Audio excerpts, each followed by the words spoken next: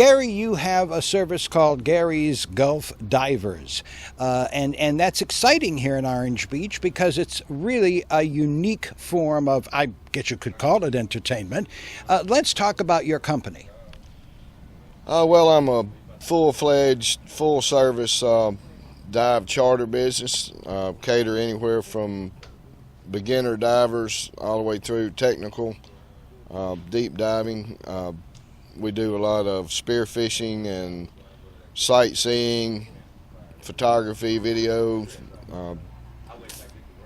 Do you have to be an experienced diver to go on one of your trips? Yes, typically you do. Rarely we will offer a thing called Discover Scuba, and they'll get to go to a pool for a couple hours and then go out and do a short dive on one of our shallow reefs.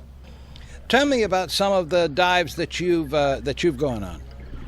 Well, I'm also in with the Alabama Reef and Restoration Foundation, so I sort of get to help out putting reefs down for dive sites and fishing sites and etc. But the Lulu is a great dive. We sunk it about 2 years ago, Memorial Day, and it is getting a lot of attention from all the major dive magazines across the country. Big thing today is trying to get everybody to do local diving that they can drive to instead of leaving the country to dive. So, within 400 or 500 miles, easy day's drive, we offer some world-class diving here. It's wreck diving, reefs made out of concrete and various shapes like pyramids, and we also have army tanks. We have quite a few tugboat wrecks, and we have just built a reef, and it's going to be an ongoing project called Poseidon's Playground. Poseidon's Playground, it's made up of concrete statues, Poseidon being one of them, the Greek mythology theme. We have Poseidon, Venus, several other ones, and also we put down a 6-foot cross.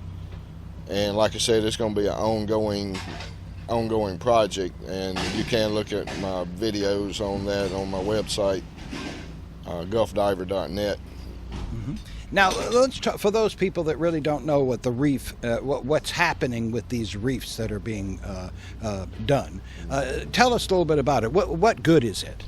Well, the Gulf of Mexico is basically a barren bottom in this area. If you don't have any structure down there, all you're going to have is sand, and that does not draw the reef fish such as red snapper, all the snapper species, triggerfish, and plus all the tropical. So these reefs then are going to attract the fish. Right. Alabama has the largest reef system in the country. We have 50 square miles of reef permitted area that we're allowed to build reefs in, and we literally have thousands upon thousands, tens of thousands of small sites, but you really can't take a group of divers on a little small pyramid, so we're starting to either group those together as a bigger spot and draws tremendous amount of fish, or starting to sink ships. Another recent ship that we've just sunk is a 120-foot long concrete boat that was built in the 40s and built out of concrete, believe it or not, and it's called the Captain Shirley Brown, named after the owners that gave it to us to reef as artificial reef, and it was rumors have it was a gambling boat, and a concrete boat is made out of concrete. Yes. Wow. Okay. Does that make a better reef than anything else, or don't the fish really care about that? Different things draw different types of fish. We found where steel will draw a different type of fish sometime than concrete, but concrete, being that it's porous and little tiny microscopic stuff can get in them pores, it seems to do better than pretty much anything. Another thing, just while we're on that subject, they when they build some of these reefs, they put the real porous limestone on them, big rocks of limestone, and it's really porous and with fine holes all in it, and it really, within a couple of months, you got a real good ecosystem. Do we have any a lot of wrecks under the sea? Oh yes, we have in this area. Yes, we have 5 Liberty ships that's been down since the 70s as artificial reefs. We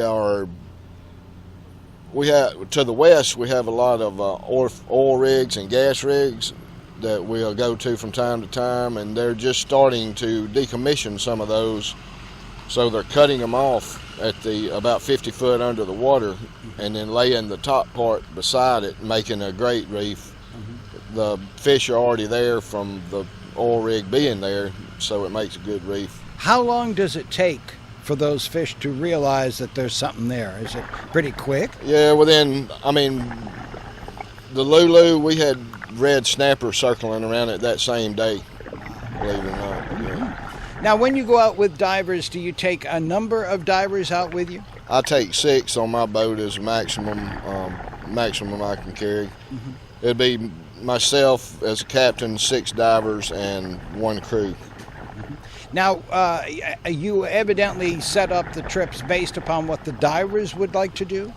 Yes, I'll have a schedule, calendar of events that people can sign up for based on their skill levels. Some of them be shallower trips for the newer divers or the younger divers, or just somebody that don't want to dive deep. And then we have the deeper stuff. The maximum we'll take people on recreational dives is about 100 foot. And then if they have their deep certification, they can go up to 130. And then technical diving is sort of sky's the limit. How deep have you gone? I'm a technical diver myself, so I've went about 180, 190. Is it dark at that level? Not yet. All the time. Sometime it is. I mean, it's based on the sunlight you have and the particles in the water. Right. One other ship I forgot to mention that's a major attraction in this area is we have an aircraft carrier. It's off of Pensacola, but being that we're right here at the line, Florida-Alabama line, it's not any further for us than it is for the Pensacola boats. But it's called the Oriskany. And that's an aircraft carrier sunk in the Gulf. Yes, it's 212 foot deep to the bottom, but it structure starts about 80 foot. So you don't have to go down too far before you hit it. Right, and it's right on the edge of the continental shelf, deep area out there. So we have gotten whale sharks, mola fish, a lot of pelagics, swim by that area. Let's talk about your boat. How big is it? I have a 30-foot Hydra Cat. It's a cat hull, so it's more stable than the regular V-hull boats. I see. Now the cat hull, is that like a catamaran hull? Yes, it's just two separate hulls. Well, not separate, but 2 hulls. Instead of just having a V-hull, you have 2, sort of like 2 V's hooked together. That certainly would make it stable. It's more stable yes. Then, yeah. And I have a marine toilet on board, fresh water, plenty of cooler space for drinks and stuff. And normally I provide snacks, fruit, water, and stuff on the trips. Some of my longer trips we'll cook lunch on the water. As far as your trips are concerned, what is the shortest? What's the longest? Normally 4 to 6 hours. 4 hours being about the shortest. We really try not to base it on time, for selling a trip, because we have a inshore inshore trip, which is less than 10 miles, covers various sites. Midshore, which is up to about 20 or less, and then the offshore trip is more than 20. So if you're doing an offshore trip and the seas are really good and flat and you can get on back in within 5 hours, most people would rather, take their time on the dive site, but come on back in on a faster boat is what like we have, than. Do you like to go out early morning versus mid-afternoon? We do mainly mornings, and sometime we'll do a second trip of the day in closer on the afternoon. But typically, the less wind is usually in the morning time. Gary, if people want more information about your service, how can they get that? My website is gulfdiver.net or garysgulfdiver.com, garysgulfdivers.com. The easiest one is gulfdiver.net, and my Facebook page is linked to that. Seems to me like Facebook is a lot more interactive nowadays. Also have a Twitter account, but mainly use Facebook. And there's a lot of ongoing information and comments in the Facebook. Yes, Facebook's usually, we use it as our news page and our dive reports, what's going on, and around the area. Besides diving, we have some other great things to do.